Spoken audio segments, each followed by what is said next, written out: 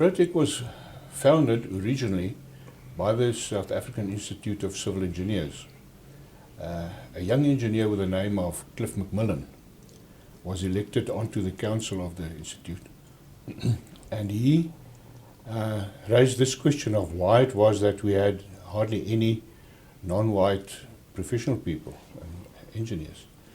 So they threw the question back at him and said, well, he better find out. And he very soon came to the conclusion, reported that the reason was in the education system. That was impossible. And he then structured this initiative to assist promising kids in the townships with their maths and science. My name is David Kramer. I first became involved with Protec in 1984. It was a very small organization at that point. It had graduated from working in someone's garage to working in someone's house, and that's where I started work with it. When we first invented the name Protec, the Program for Technological Careers, the intention was simply to find young African learners who had potential and to try and convince them to become engineers, hence the engineering careers part of Protec. From about 1985 onwards, I think it expanded, because what we recognized that simply wanting to become an engineer isn't really good enough. There's a lot that has to happen before one's qualified to become an engineer. So it expanded rapidly into the area of education, particularly in mathematics and science. And the success of the program in the early years led to a very rapid increase in demand from other career industries. So we started finding that we were being requested by the rest of industry, the non-engineering component of industry, to start looking for and developing talent in the townships in other areas besides engineering. We convened a meeting at the University of Pretoria, and there we got the people together and decided to go. Now the idea was to get a branch going in Mamelodi, but there were a few people sitting in the front row which we did not know about who they were, and they said they heard about this meeting and they are from Atteridgeville. And they insist that Atteridgeville also be included in this exercise. You know, Protec branches were not started because we wanted to start them. They were demand driven. The parents would see, let's say, a program running well, kids passing in Atteridgeville, and the parents in Mamelodi would say, we want the same program. And then we would come and put everything in, look for a funder and put everything in place. Patco sponsored, provided transport for us free of charge. Every Saturday morning, 2 bus loads of kids came from Atteridgeville over to Mamelodi. And we started this Saturday school. And you could tell straight away the difference between what would be a Protec student and what would be an ordinary student from the township. I mean, we had access to, you know, if I think back in the day about some of the Protec programs that we went through, we had, in our conventional schools, you would be taught science, maths, and other subjects by teachers who are qualified, of course, in those subjects. But the difference with Protec was that if you took science with Protec, you would be taught by a scientist. If you took mathematics, you would be taught by a mathematician. And these were things that they did as careers in their lives. These were specialists in those areas. And this is where the edge was for Protec, really. Very soon it also grew into holiday schools, holiday camps. And in later years, about during the 90s, in a strategic revision of our approach, we then started focusing also on teacher empowerment, on skilling teachers into the system. What is interesting is that Protec's focus has remained the same, and acknowledging that though it was established 30 years ago, the challenges which were faced in terms of shortages of skilled people in math, science and technology still remains the same today, though huge contribution has been done by Protec as a strong player in this space. It continues to be very critical for Protec to continue to do what it is doing today because the need is still there. Over the 30 years, we can count in numbers those black people who have entered the sector, engineering sector, as a result of the intervention from Protec. That it has done and worked with the Department of Education, and it has worked with big business in the country. Protec is today present in almost all the provinces in the country. I think we span across about 12 branches to date across the country. So in terms of reach, Protec has really had quite a big success in terms of getting to different provinces. Keeping in mind that there's two models to Protec today as part of the changes that has come up over the years. The one being that there is a Saturday school model, which is the traditional model that Protec always had. That model does not exist in all the branches. It exists in most of them. The second model, which is the outreach to schools model, that one exists in almost all the branches. NGOs come in different shapes. Sometimes NGOs are just ruled by the heart and, the intention to do good. But ours had a very hard-nosed approach to what we did. The question of what is your competitive edge was paramount. And we sometimes came out of board meetings really almost in tears because that question was not satisfactorily answered. First of all, we had to ensure that our programs stood up to, for example, international evaluation.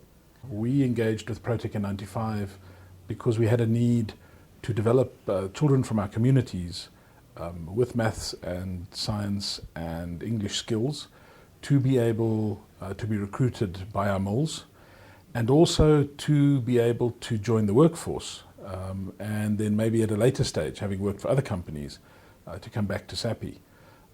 As true as that was in '95, so true that is today.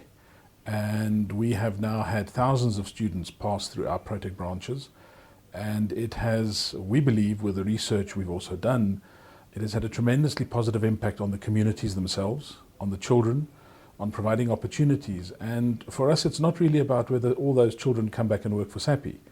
It is about that they've had the opportunity to get a maths and science education and join the workforce and go and add value to the country in various other fields.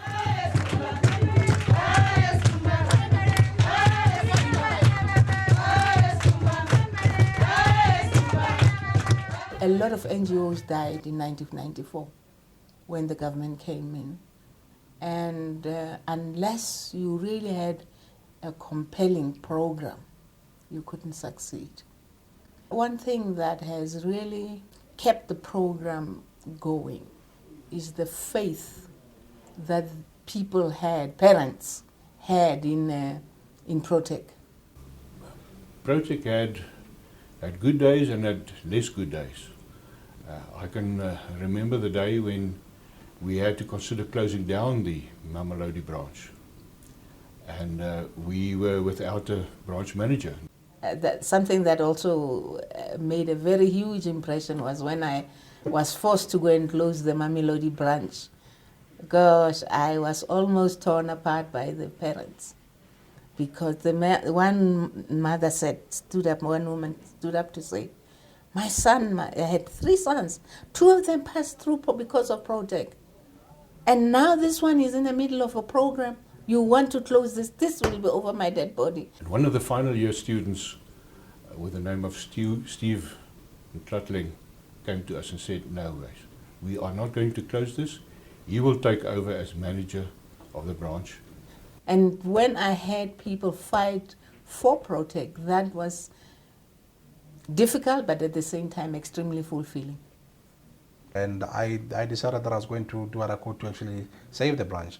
And what happened was I came back while I was still in school, still studying, and I decided I was going to become a branch manager, take over the reins and make sure that we carry the branch through. I had a lot of support behind me. I had the whole community supporting me, and we felt very passionate that we would have to do what we could to try and save the branch. I had meetings with funders, I had meetings with the board at the time. You can imagine, a young man that's actually in tertiary engaging on such big issues. Protec should continue to treasure the branches that are out there, that are deep-rooted in the communities, that are delivering programs of quality to the communities. It is through these branches that Protec is well known. It is through these branches that Protec is touching lives in all corners of the country. And Protec must continue to partner with big business to open new branches in areas where Protec has not existed before.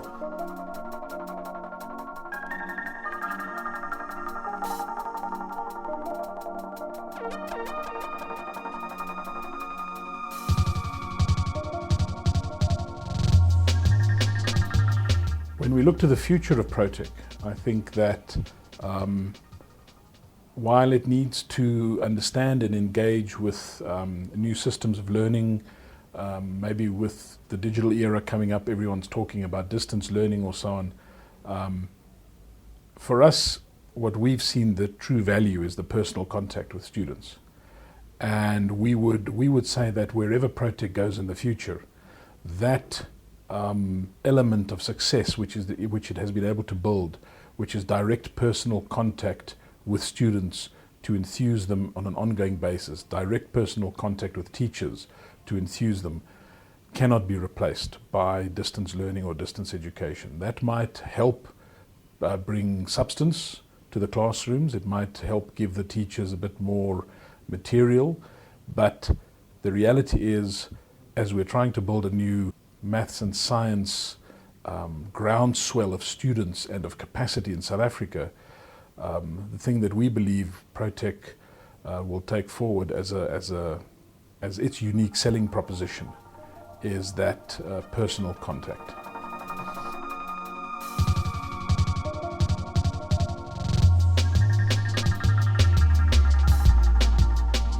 The effects of apartheid are immense, and they are still perpetuating even up to today. And it is important that we must not give up, we must soldier on. We must continue to reach out to children in poor communities and tap into the talent that is out there that the country needs so much. So it is for that reason that I believe that Protec remains to be relevant today as it was 30 years ago.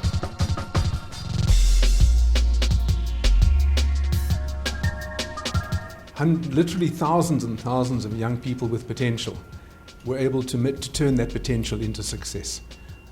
These days it's a slightly different kind of competition. It's not that one is denied the opportunities. I think at the moment we have many more young people to assist because the education system is still not where we would like to see it 10 years after democracy. So we still have a lot of work to do.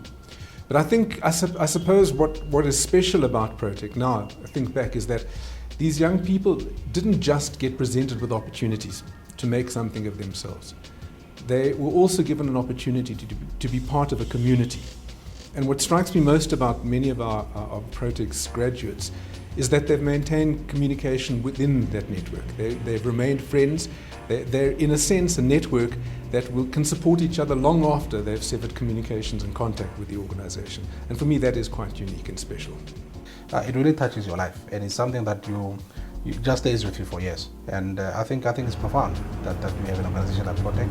And I'm happy to see that Protec is now 30 years old, a little bit younger than me, but it was almost around the same age when I was born. So yeah, congratulations to Protec and all the best for the next 30 years. Already. Hi, my name is Deborah Riva. I would like to say a happy birthday for Protec. You've been there for us all along and God bless you. Thank you. Dumelang, lebitso la ka ke Sitheki Pule. Happy birthday to you, Protec. Re go eleletsa masego le matlhogonolo. O gole, o gogobe, ra leboga. Hello, my name is Andrew Peterson, and I just want to say happy birthday, Protec. Continue to soar like an eagle in the education field. You made a great difference, and with you, the future is very bright. God bless. Nosongorado Reali Protec. Happy birthday to you.